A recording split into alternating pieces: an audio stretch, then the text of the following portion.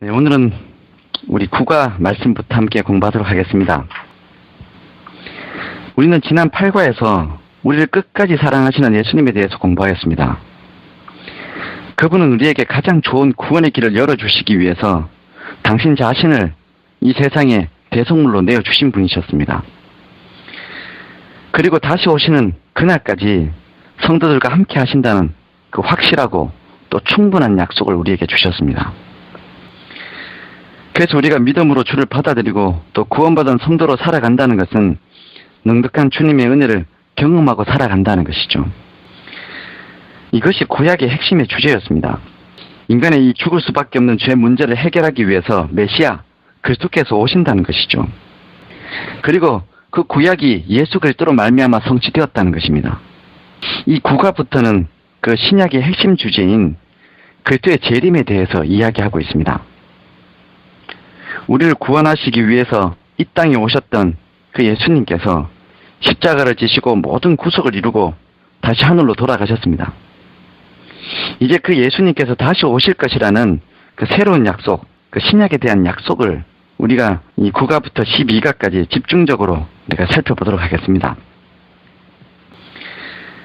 사실 이 믿음반 후반부의 내용들은 우리가 앞으로 그 소망반에 가서 공부하게 될 내용들을 기초적으로 공부하는 과정입니다. 그래서 매 과마다 재림의 징조들과 또 마지막 날의 사건들을 우리가 이 믿음반에서는 개략적으로 그리고 개념적으로 공부하도록 하겠습니다. 이렇게 믿음반에서 우리가 그 마지막 날 사건에 대한 전체적인 이해를 가져야지만 그 소망반 시간이 되었을 때 더 구체적으로 우리가 다니엘서와 또 요한계시록의 말씀을 공부할 때 이 말씀을 성경 전체적인 이야기와 연결시킬 수 있습니다. 이 예언의 말씀은 그저 사건만 공부하는 것이 아닙니다. 예언의 말씀에 있어서 가장 중요한 것도 하나님의 뜻입니다. 그렇기 때문에 우리가 이 새벽 성서학교를 공부하면서 믿음반, 소망반, 사랑반으로 나누어서 전체 이 교육과정을 운영하고 있는데 믿음반에서는 성경 전체적인 개관과 또 그 속에 하나님께서 인생에 대해서 가지고 계셨던 그 본뜻 그리고 그것을 거절하고 떠났던 이 죄인을 구원하시기 위해서 우리 하나님께서 어떤 인생을 보내시고 또 어떤 희생을 치르셨는지에 대한 그 깊은 사랑에 대한 이해 그리고 나서 그것과 연결시켜서 다시 오시겠다라고 말씀하고 계시는 그 예수님의 그 심정과 마음 우리를 향하신 하나님의 변함없는 사랑에 대해서 또 확인하게 되는 것입니다.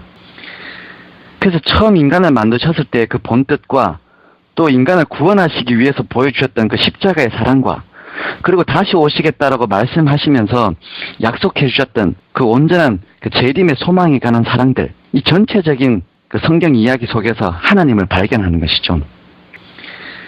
이렇게 먼저 숲에 대해서 공부한 이후에 우리가 소망반에 가서 다시 우리가 이 마지막 때를 살고 있기 때문에 이 마지막 날의 사건을 더 구체적으로 여러 애매한 그 상징적인 표현들을 성경을 통해서 우리가 이해해 나가게 되는 것입니다.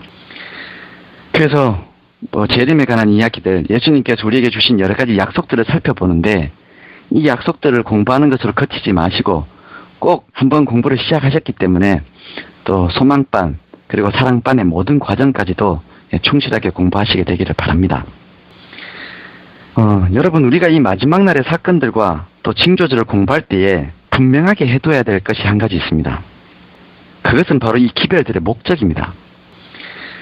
하나님께서 왜 이 말씀들을 당신의 백성들에게 하셨느냐 하는 것입니다. 그 요한복음 17장 23절에 보시면 곧 내가 저희 안에 하나님께서 내 안에 계셔 저희로 온전함을 이루어 하나가 되게 하려 함은 아버지께서 나를 보내신 것과 또 나를 사랑하신 같이 저희도 사랑하신 것을 세상으로 알게 하려 함이로소이다 라는 말씀이 있습니다. 예수님께서 이 땅에 오신 것도 또 다시 오시는 것도 하나님께서 우리를 사랑하십니다는 것을 알게 하기 위해서다라고 얘기하고 계시는 것이죠. 그래서 우리가 이 마지막 날의 사건을 공부할 때에도 우리는 사건의 심각성이나 또 개인적인 불이익에 관심을 가지는 것이 아니라 믿음을 지킬 수 있도록 마련해 주시는 그 놀라운 사랑의 섭리에 우리의 마음과 생각을 고정시켜야 하는 것입니다. 이것이 기별의 목적을 깨닫는 것이죠. 가끔 생활하다 보면 그 주변에 듣는 게 없는 사람을 만날 때가 있습니다. 듣는 귀라는 것이 어떤 것입니까? 내가 진심으로 얘기했는데 그 진심은 이해하지 못하고 그저 그 말, 사용했던 그 단어에 기분 나빠지는 사람이 있는 것이죠. 그래서 더 이상 아무것도 들으려 하지도 않고 또 그 사람에겐 들리지도 않습니다. 계속해서 자신이 기분 나빴던 것만 생각하는 것이죠.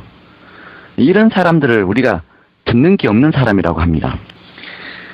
사람이 듣는 귀가 없으면 하나님의 기별을 들으면서도 전혀 다른 판단과 또 신앙생활을 할 수가 있습니다.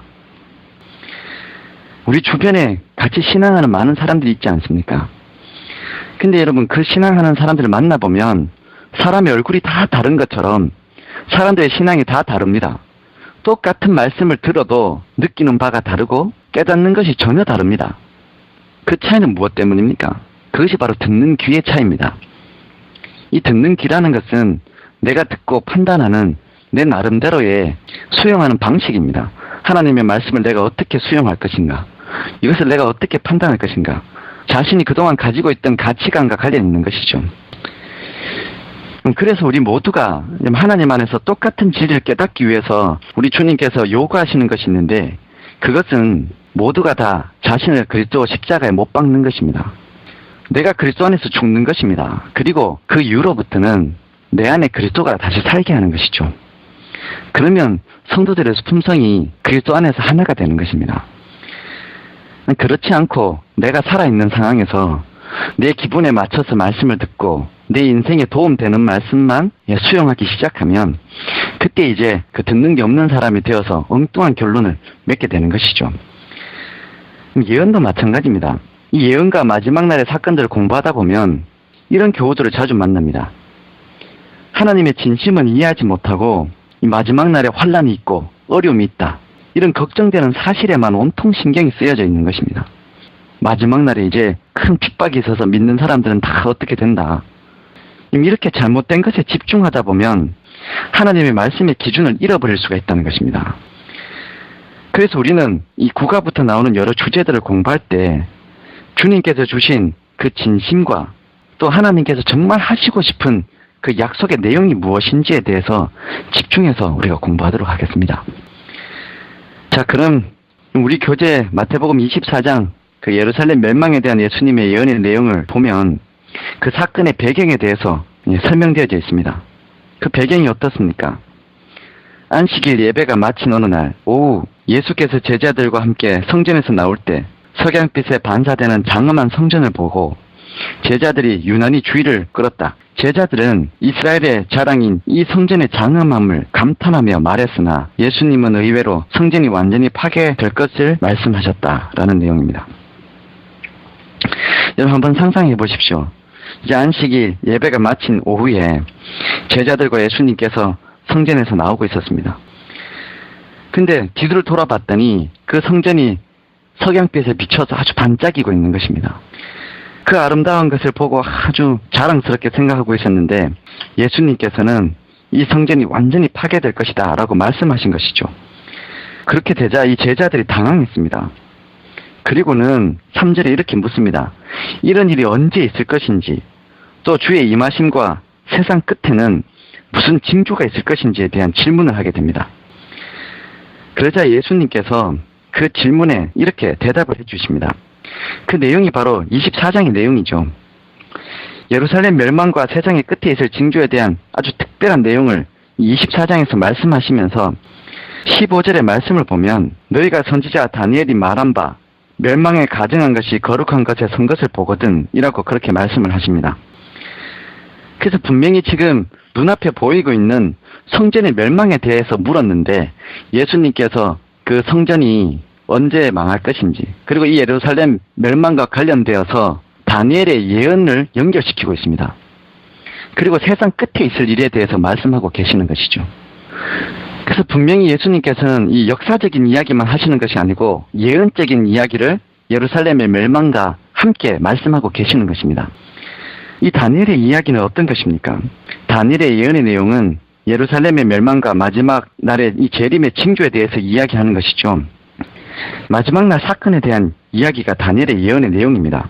그래서 마태복음 24장은 단순히 예수님께서 예루살렘 멸망만 이야기한 것이 아닙니다. 마지막 날의 사건에 사람들이 교훈을 얻으라고 이 말씀을 하고 계시는 것입니다. 그리고 나서 예수님께서 16절부터 말씀하시는데 마지막 날 예루살렘이 멸망이 있고 또 세상 끝에 이런 일들이 있을 것이다 라고 말씀을 시작하시기 전에 그런 일이 있을 때 어떻게 행동해야 될지를 먼저 말씀하고 계십니다. 그래서 예수님께서 예언을 말씀하시면서 제일 먼저 말씀하시는 것은 행동 지침이죠. 한번 여러분 말씀을 읽어보도록 하겠습니다. 그 16절과 18절에 있는 말씀입니다. 그때 유대에 있는 자들은 산으로 도망할지어다. 지붕 위에 있는 자는 집 안에 있는 물건을 가지러 내려가지 말며 밭에 있는 자는 겉옷을 가지러 뒤로 돌아키지 말지어다 라고 이야기하고 있습니다. 여러분 이 16절에서 18절의 말씀을 읽으면 어떤 생각이 드십니까? 아주 극단적인 느낌이 듭니다. 지붕에 있는 자는 집 안에 있는 물건을 가지러 내려가지도 말고 또 밭에 있는 자는 겉옷 가지러 뒤를 돌아보지도 말고 도망하라는 것이죠. 여기에서 예수님께서 행동 지침으로 강조하고 있는 것은 즉시 행동하라는 것입니다. 이런 일이 있는 것을 보게 되면 즉시 행동하라. 이것이 예수님께서 이 마지막 날 사건을 말씀하시면서 그 가르쳐 주신 행동의 방법입니다. 우리가 이 마지막 날을 노아의 때와 같다라고 하였죠. 우리가 노아의 때와 관련된 이야기는 앞에 과에서 공부하였습니다. 노아가 120년 동안 이 심판이 있을 것에 대한 기별을 전하게 되었습니다. 그때 사람들은 노아의 기별을 거절했죠. 거절한 이유가 무엇이었습니까? 노아의 기별을 거절했던 이유는 노아의 기별이 너무나 비과학적이라는 것입니다. 우리가 경험적으로 볼 때 이것은 있을 수 없는 일이다. 이것이었죠. 왜냐하면 한 번도 비가 온 적이 없었기 때문입니다. 그리고 배를 지으려면 강가에 지어야 되는데 산 위에다 짓는 배 아닙니까? 그리고 그 배를 우리가 어떻게 짓습니까? 한 번도 배를 지어보지 않았던 사람이 배를 지으라고 하니 이것은 과학적이지도 않고 현실적이지도 못한 이야기였습니다. 그래서 거절했습니다. 그리고 또 하나의 그들의 논리는 만약에 노아의 기별이 정말 사실이라면 노아보다 훨씬 더 지혜롭고 똑똑한 사람들 그리고 훨씬 능력 있는 사람들이 이렇게 많은데 그 사람들이 다 아니라고 하는데 왜 노아 혼자 그렇게 이야기하는지 다수결로 치면 노아의 의견이 틀린 것입니다. 그래서 사람들은 많은 사람들이 생각하는 대로 그렇게 판단하고 생각해서 거절한 것이죠. 정말 노아의 기별이 사실이라면 시간이 지나서 분명한 이 현상들이 나타날 텐데 그때 가서 믿지. 이런 마음으로 120년이라는 시간을 거절하며 살았던 것입니다. 이렇게 날마다 거절하기 시작하자 그들은 결국 이 거절에 중독되게 되었습니다. 그래서 마지막 날 이 120년이 다 되었을 때 자신들이 내세웠던 그 논리가 다 무너졌습니다. 한 번도 경험해보지 못하고 또 비과학적이라고 생각했던 일들이 자신들의 눈앞에서 성취되는 것을 보았습니다. 노아의 가족들이 오랜 시간에 걸쳐서 노아 방주 큰 배를 완성했다는 것입니다. 이것은 하나님의 은혜가 없이는 이해할 수 없는 일이죠. 그리고 또 하나는 많은 짐승들이 방주로 나오지 않았습니까? 그 사실을 보았습니다. 120년이 되기 전에 노아의 기별을 처음 들었을 때는 더 확실한 증거가 있으면 믿어야지 이렇게 생각했던 사람들이 이제는 날마다 거절하다 보니까 그들이 이야기했던 가장 강력한 그 현상들이 있고 또 증거들이 있는데도 이제는 믿지 못하는 것이죠. 웬만해서는 여러분 그런 기별에 기도 기울이지 않는 것입니다. 여러분 우리가 신앙생활 하다 보면 우리가 말씀에 순종하는 일에 얼마나 망설이는지 모릅니다. 이제는 하나님을 기뻐하는 모습으로 살아야지 이렇게 다짐은 늘 합니다. 하지만 바로 실천을 하지 못하죠. 어떤 분들은 몇 년씩 같은 다짐과 또 같은 고백을 하며 사는 분들도 있습니다. 그래서 마지막 날의 교회를 차지도 않고 뜨겁지도 않은 미지근한 교회다라고 이 요한계시록은 기록하고 있는 것입니다.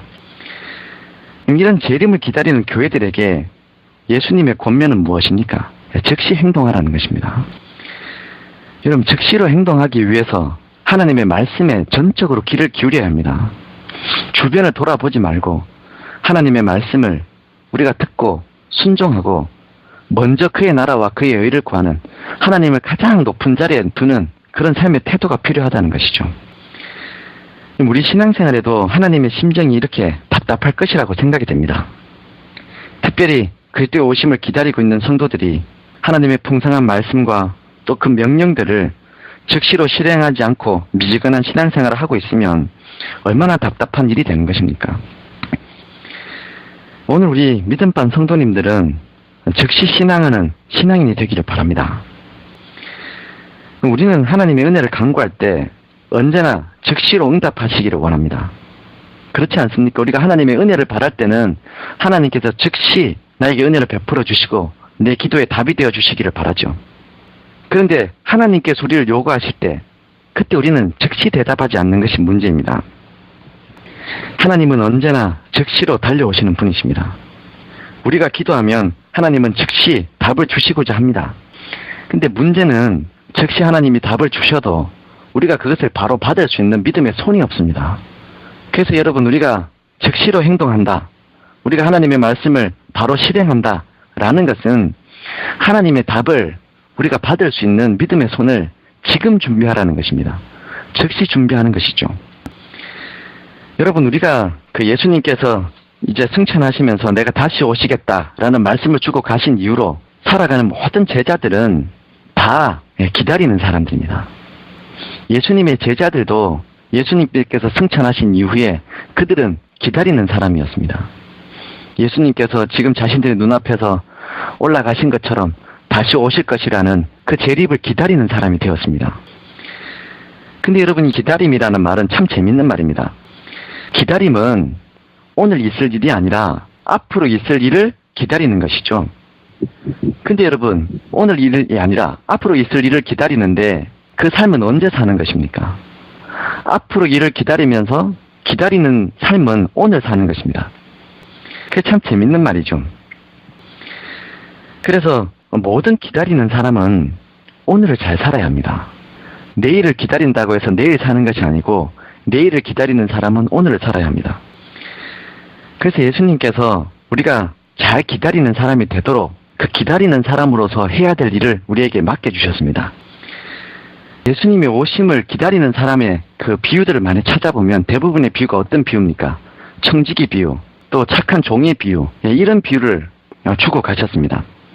기다리는 사람은 청지기들입니다. 기다리는 사람은 주인의 역할을 맡은 종들입니다. 착하고 충성된 종으로 오늘을 살아야 한다는 것이죠. 지혜롭고 진실하여서 때를 따라 양식을 나누어주는 자가 되어야 된다는 것입니다. 이것이 여러분 즉시로 행동하고 사는 신앙인의 모습이라는 것입니다. 오늘 우리가 앞으로 오실 우리 주님의 재림을 기다리고 살고 있습니다. 기다림의 삶이란 오늘을 착하고 충성되게 사는 것입니다. 즉시 행동하는 믿음을 가지는 것입니다. 이런 예수님의 권면이 우리 마음에 새겨지고 또 그 지혜를 따라서 살아갈 수 있게 되기를 바랍니다. 그리고 이 두 번째로 강조하고 계시는 두 번째 강조점은 항상 기도로 준비하라는 것입니다. 마태복음 24장 20절에 너희가 도망하는 일이 겨울에나 안식일에 되지 않도록 기도하라 라는 말씀입니다. 성경 전반적으로 마지막 날과 관련되어서 이야기하는 것을 살펴보면 이 권면이 반복됩니다. 뭘 하라는 것입니까? 미리미리 준비하지 않으면 도적이 임함같이 그 마지막 심판을 당하게 된다라는 내용이죠. 그래서 기도로 미리 준비하라는 것입니다. 그런 일이 우리에게 어려움이 없도록 또 그런 곤란함이 없도록 미리 기도로 항상 준비하라는 것입니다. 이것이 예수님께서 하신 두 번째 강조점입니다. 여러분, 기다리는 성도의 삶은 기도로 미리 준비하는 삶이 되어야 합니다.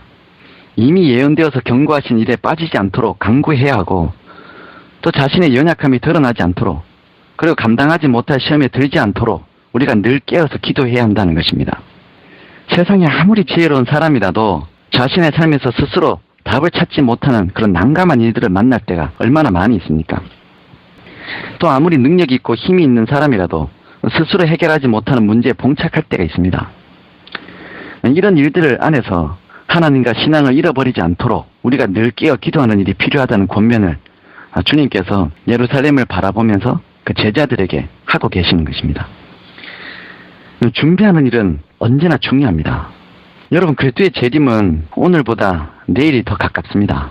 날마다 우리 예수 그리스도의 재림에 가까워지고 있는 삶을 살고 있죠. 그런데 그리스도의 재림은 오늘보다 내일이 가깝지만 재림 준비는 오늘보다 내일이 어렵습니다. 예, 그 사실을 우리가 알아야 합니다. 주님의 오심이 오늘보다 내일이 가깝다고 해서 내일 준비하는 것이 훨씬 더 좋은 게 아닙니다. 오늘 오실 게 아니고 앞으로 오실 일이니까 앞으로 오실 때가 되면 그때 준비해야지. 그러면 더 효과적이겠지. 이렇게 생각하는 것은 틀린 것입니다. 주님의 재림은 오늘보다 내일이 더 가깝지만 재림의 준비는 내일보다 오늘이 더 효과적이라는 것이죠. 이렇게 간단한 사실을 우리가 늘 생각하고 살아야 합니다.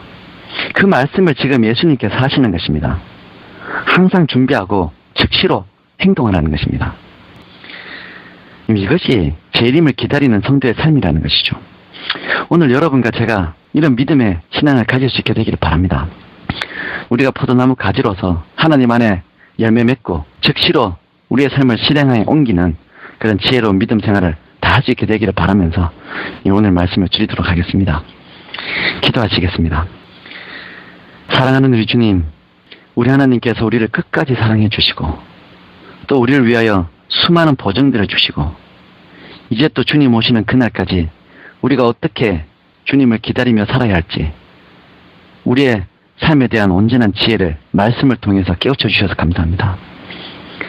우리가 주님 안에 머물며 항상 주님의 진리로 인도될 수 있게 해주시고 우리의 모든 삶이 하나님의 은혜 안에서 즉시로 준비되고 또 실행되는 그런 지혜로운 삶이 되도록 주님 우리를 축복하여 주시옵소서. 그래서 하나님과 동행하는 삶이 즐겁게 해주시고 우리의 기다림의 삶이 더 보람있게 열매 있는 삶이 되도록 주님 역사하여 주시옵소서. 오늘도 주님께 우리의 삶을 의탁합니다. 하나님 동행하셔서 영광받아 주시옵기를 예수님 이름으로 기도드립니다. 아멘.